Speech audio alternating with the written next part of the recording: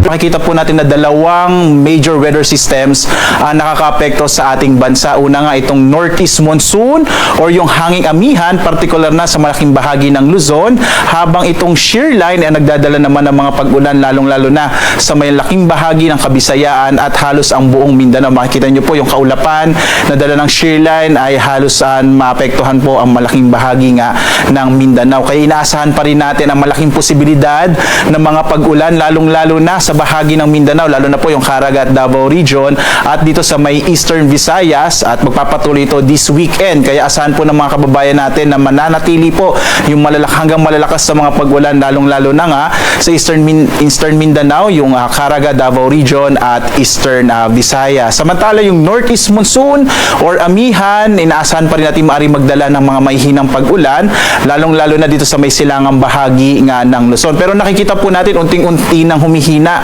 yung Northeast Monsoon at base rin sa mga monitoring ng iba't iba nating mga estasyon, unti-unti na pong tumataas yung temperatura dito sa ating bansa. Indikasyon na nga ito, nagsisimula na po na magbago yung ating panahon at papunta tayo sa transition period. Kadalasan nangyayari po iyon Marso, kung saan yung hangin nga natin ay mawawala na po yung hangin mula sa Northeast or hilagang silangan at papalitan ito ng magiging dominant na po yung easterlies. Kapag nangyari po ngayon, papasok na tayo sa panahon naman ng tag-araw. Samantala, yung magandang balita naman, wala tayong minomonitor na anumang kumpol ng kaulapan or maging low pressure area sa loob at labas ng Philippine Area of Responsibility. Posible po, mga kababayan, hanggang sa pagtatapos na ng Pebrero ay maliit na yung posibilidad na magkaroon tayo ng bagyo.